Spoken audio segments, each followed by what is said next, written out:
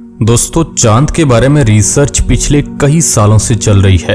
आप में से ज्यादातर लोग सोच रहे होंगे कि चांद की बंजर पड़ी जमीन पर क्यों रिसर्च करके पैसा बर्बाद कर रहे हैं। ना वहाँ पर जीवन है, ना चांद के पास कोई वातावरण है, तो फिर क्यों भारत और दूसरी स्पेस एजेंसियां वहाँ पर मिशन भेज रही है। तो दोस्तों, चांद के बारे में रिसर्च करना इसलिए भी जरूरी हो जाता है क्योंकि यह पृथ्वी का सबसे करीबी ऑब्जेक्ट माना जाता है और इसके गुरुत्वाकर्षण का प्रभाव पृथ्वी पर भी पड़ता है और यहाँ तक कि चांद पर पानी होने का भी दावा किया जाता है। इसके अलावा चांद पर कई कीमती खनिज हो सकते हैं, इसलिए ज्यादातर दुनिया की स्पेस एजेंसियां चांद पर रिसर्च करना चाहती है। इसी सिलसिले में भारत ने चंद्रयान 3 को 14 जुलाई को चांद के लिए रवाना किया था। ये चांद के सबसे भयानक इलाके में खोज करने के लिए गया है। अब आप भी सोच रहे होंगे कि आखिर इतने दिन बीतने के बाद चंद्रयान कहां पर पहुंच गया है। एक सवाल ये भी है कि इसका रॉकेट पहले ही इससे अलग हो गया था, तो चंद्रयान 3 को आखिर कौन सी एनर्जी चला रही है, वैज्ञानिक उसे इतनी स्पीड में कैसे कंट्रोल कर रहे हैं और 1 अगस्त के दिन चंद्रयान क्या बड़ी खुशखबरी देने वाला है। क्यों आखिर वैज्ञानिक उसके इंजन को दोबारा ऑन करेंगे,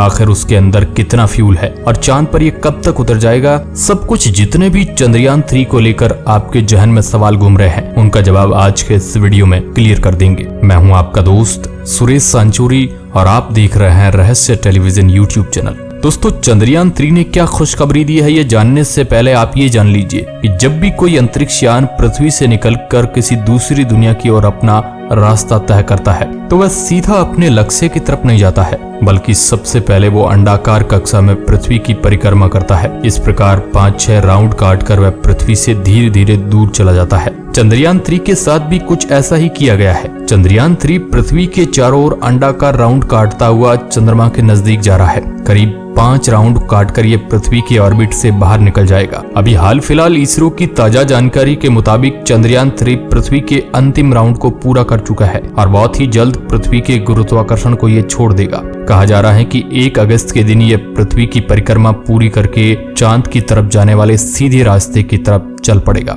जब ये पृथ्वी के गुरुत्वाकर्षण के चंगुल से बाहर निकलेगा तो उस समय वैज्ञानिक इसके इंजन को ऑन करेंगे ताकि इसको धक्का लग सके और ये चांद की तरफ जाने वाले हाईवे यानी कि लूनर ट्रेजेक्टरी की तरफ रवाना हो जाए। अब आप सोच रहे होंगे कि चंद्रयान 3 को चांद पर भेजने के लिए बनाया है तो फिर इसे पृथ्वी के चारों ओर क्यों घुमाया जा रहा है, आखिर सीधा ही चांद पर इसे क्यों नहीं भेज दिया जाता है। तो दोस्तों, इसका जवाब है चंद्रयान 3 को पृथ्वी के गुरुत्वाकर्षण से निकालना भी बहुत जरूरी होता है। इसके लिए इसरो एक खास तरीके का प्रयोग कर रहा है जिसमें चंद्रयान 3 के वैज्ञानिकों ने इसकी कक्षा को धीरे धीरे बड़ा करके पृथ्वी के गुरुत्वाकर्षण तक लेके गए हैं और एक समय ऐसा आएगा कि वो कक्षा इतनी बड़ी हो जाएगी कि हमारा चंद्रयान 3 पृथ्वी के गुरुत्वाकर्षण क्षेत्र से बाहर निकल जाएगा, जैसा कि 1 अगस्त को होगा और 1 अगस्त के बाद ये चांद की तरफ बढ़ने लगेगा। यानी चंद्रयान 3 पृथ्वी के चारों ओर परिक्रमा करने का चक्कर धीरे धीरे बड़ा करता जाएगा और एक चक्कर ऐसा होगा जिसमें चंद्रयान पृथ्वी से काफी दूर और चंद्रमा के काफी नजदीक पहुंच जाएगा।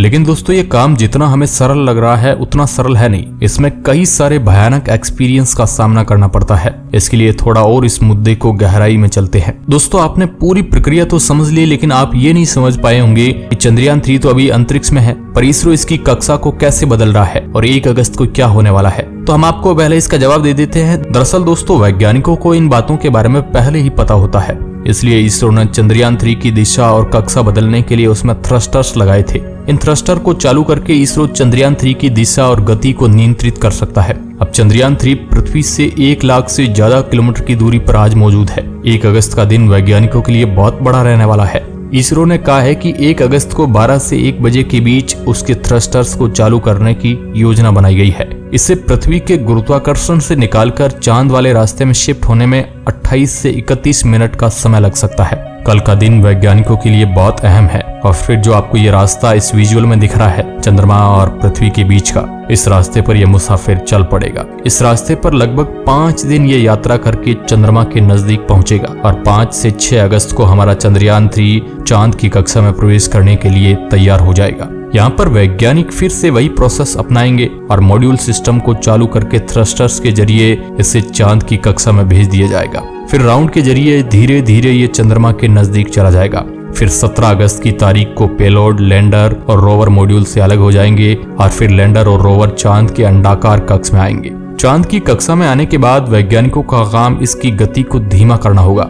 इसके लिए चंद्रयान 3 में लगे हुए थ्रस्टर्स को इसकी गति के उल्टी दिशा में चलाया जाएगा और 23 अगस्त का वो दिन आएगा जब ये मुसाफिर चांद की उस रहस्यमयी जगह पर उतर जाएगा। वैज्ञानिकों ने किसी भी समस्या से बचने के लिए कई अलग रास्ते की भी खोज की है। लैंडर और रोवर को पहले से ही कहीं ज्यादा इन्हें मजबूत बनाया गया है जिसमें चंद्रयान 2 जैसी किसी भी गलती से बचा जा सके। और ये तो आपको पता ही होगा कि भारत के वैज्ञानिक इससे पहले 2 चंद्रयान को चांद पर भेज चुके हैं। ये तीसरा मुसाफिर है जो चांद पर ध्रुवीय इलाके में शोध करने के लिए जा रहा है। लैंडर के अंदर से रोवर निकलकर चांद की उस गड्ढों वाली जमीन के ऊपर चलेगा और वहां से कई बड़े बड़े खुलासे ये करने वाला है और पूरी दुनिया की स्पेस एजेंसियों की इस पर नजर है क्योंकि सभी वैज्ञानिक चांद के इस क्षेत्र से अनजान हैं। आज से पहले जिस देश ने भी वहां पर जाने की हिम्मत की है उसका मिशन वहां पर जाने से पहले ही फेल हो गया। लेकिन इस बार भारत पूरी तैयारी के साथ चांद पर उतर रहा है। अब आपके दिमाग में सवाल आ रहा है इसके अंदर ऐसा कौन सा फ्यूल है जो इसे इस ब्रह्मांड के अंदर चला रहा है। दोस्तों आज चंद्रयान अंतरिक्ष में इस रफ्तार से चल रहा है कि अगर उसकी कमांड में थोड़ी सी भी गलती हो जाए तो फिर बड़ी दिक्कत पैदा हो सकती है।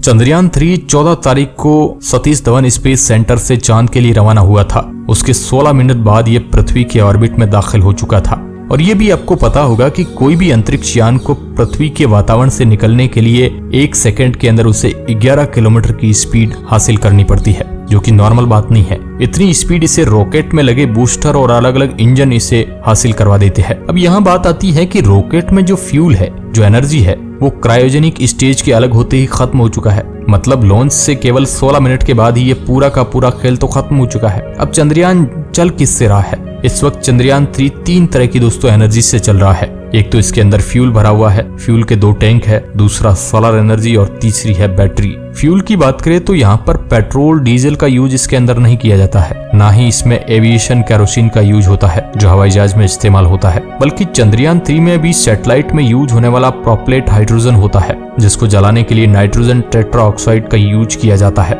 और जब ये पृथ्वी से 1 लाख किलोमीटर दूर चला गया है तब वह चांद और पृथ्वी के बीच के सीधे रास्ते की तरफ आगे चल पड़ेगा। और इसी दौरान दोस्तों इसकी स्पीड जिससे वैज्ञानिक वेलोसिटी के तौर पर जानते हैं वो 40,320 किलोमीटर प्रति घंटे से ज्यादा होनी चाहिए क्योंकि इससे पृथ्वी के ऑर्बिट से बाहर जाने के लिए इसलिए ये करना बेहद जरूरी है। अगर ऐसा नहीं होता है तो हमारी धरती चंद्रयान 3 को वापस अपनी ओर खींच लेगी और ये मिशन बर्बाद हो सकता है। लिहाजा इसरो के वैज्ञानिक इसके इंजन को फिर से चालू करेंगे। तो इसके प्रोपल्शन मॉड्यूल में 2 बड़े इंजन टैंक लगे हुए हैं जिनको जलाने से ही ऊर्जा मिल रही है। अब 1 अगस्त को बड़ा काम होगा क्योंकि इस दिन इसरो के वैज्ञानिकों को इंतजार है कि कब चंद्रयान 3 और चंद्रमा अंतरिक्ष में एक लाइन के अंदर आए। एक लाइन में लाने के बाद इसे पृथ्वी की कक्षा से निकालकर चांद के रास्ते रवाना कर दिया जाएगा और फिर 17 अगस्त के आसपास इसरो के वैज्ञानिक कोशिश करेंगे कि चंद्रयान 3 की कक्षा को पकड़ लिया जाए, नहीं तो 40,320 किलोमीटर प्रति घंटे की रफ्तार से ये चंद्रमा को बाय बाय बोल करके बगल से निकल भी सकता है, यानी उससे आगे भी निकल सकता है। अगर ऐसा हो गया तो फिर सब कुछ बेकार हो सकता है। इसलिए यहाँ पर कदम कदम पर वैज्ञानिकों को सावधानी रखने की जरूरत होगी। चांद के ऑर्बिट में डालने के लिए चंद्रयान के प्रोपल्शन मॉड्यूल में लगे छोटे छोटे इंजन की मदद से चंद्रयान के इंटीग्रेटेड मॉड्यूल को पूरी तरह से विपरीत दिशा में घुमाया जाएगा। चांद की कक्षा पकड़ने के बाद धीरे धीरे यह चांद के नजदीक चलता जाएगा। 23 अगस्त के दिन वैज्ञानिक अंदाजा लगा रहे हैं कि यह चांद के उस हिस्से में जाकर उतर जाएगा जहां पर आज से पहले कोई नहीं गया है। यहाँ तक कि बड़ी बड़ी स्पेस एजेंसियों के अंतरिक्ष यान भी उस जगह पर औंधे मुंह गिर जाते हैं। वहां पर भारत का यह मुसाफिर उतरने जा रहा है। चांद का दक्षिण ध्रुवों का इलाका जहां पर क्रेटर यानी गड्ढों की भरमार है। कुछ गड्ढे तो सैकड़ों किलोमीटर गहरे हैं और सैकड़ों किलोमीटर ही चौड़े हैं। कोई भी मिशन में दिलचस्पी इसलिए बढ़ जाती है कि आज से पहले वहां पर केवल ऑर्बिटर से ही जानकारी ली गई है। सतह पर जाकर किसी भी रोवर ने वहां से जानकारी नहीं भेजी है। इसलिए जब भारत का यह यान वहां पर उतरेगा तो वहां पर मौजूद नई चीजों के बारे में हमें हैरान कर देने वाले खुलासे करके देने वाला है। और हो सकता है चांद के इस भाग में हम इंसानों की फ्यूचर में काम आने वाली बड़ी एनर्जी सोर्स के बारे में हमें पता चल जाए, जो आज पेट्रोल और डीजल बहुत बड़ी जरूरत बन चुके हैं इंसानों के लिए। अगर कोई तीसरा एनर्जी सोर्स मिल जाए तो इनकी कमी को जो है पूरा किया जा सकता है। और वैज्ञानिकों को अंदाजा है कि तीसरा सोर्स हमें चांद पर ही मिल सकता है। बाकी इसे लेकर आप क्या सोचते हैं? तमाम अपडेट के लिए बने रहे आप हमारे चैनल के साथ, रहस्य टेलीविजन के साथ। तब तक के लिए बहुत बहुत धन्यवाद।